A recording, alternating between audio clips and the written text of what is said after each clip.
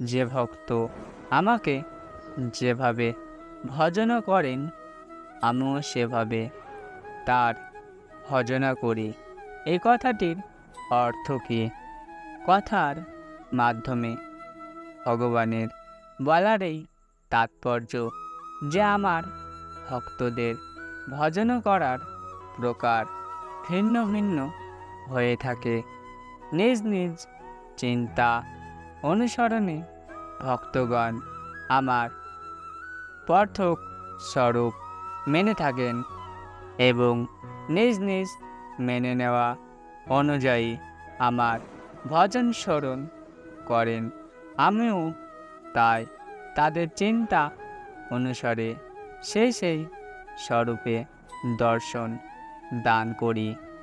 শ্রী বিষ্ণুরূপের উপাসকদের শ্রী বিষ্ণুরূপেই, শ্রী রামরূপের উপাসকদের শ্রী রামরূপে, শ্রী কৃষ্ণরূপের উপাসকদের শ্রী কৃষ্ণরূপে, শ্রী শিবরূপের উপাসকদের শ্রী শিবরূপে, দেবী রূপের উপাসকদের দেবী রূপে এবং নিরাকার সর্বব্যাপী রূপের উপাসকদের নিরাকার সর্বব্যাপী রূপেই প্রকাশিত হই।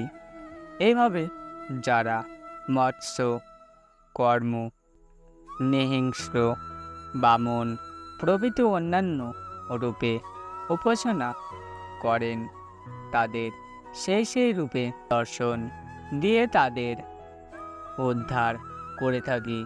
এছাড়াও তারা যে রূপে যেভাবে আমার উপাসনা করেন, আমিও তাদের প্রতি সেই প্রকার ও সেইভাবে অনুসরণ করে থাকি। যিনি আমাকে চিন্তা করেন, আমিও তার চিন্তা করি। যিনি আমার জন্য ব্যাকুল হন, আমিও তার জন্য ব্যাকুল হই।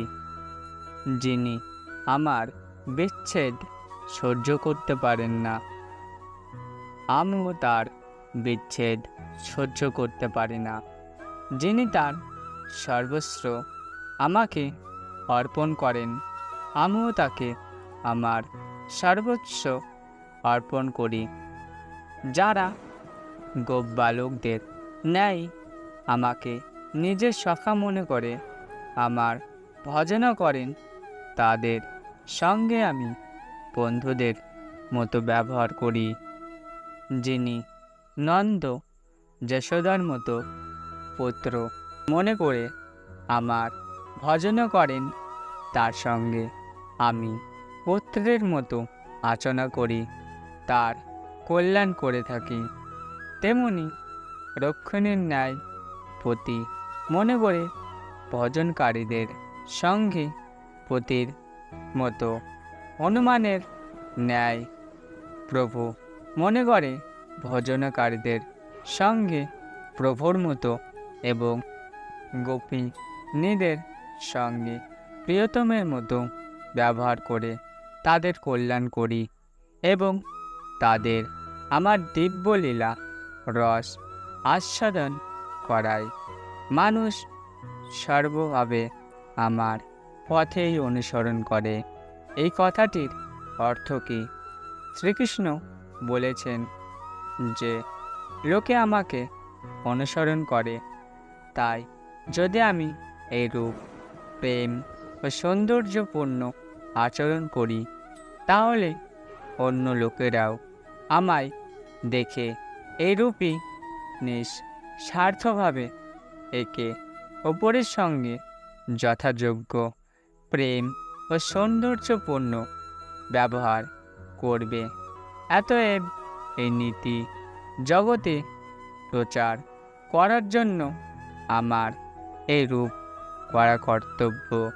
কারণ জগতে ধর্ম স্থাপন করার জন্য আমি অবতার রূপ ধারণ করেছি।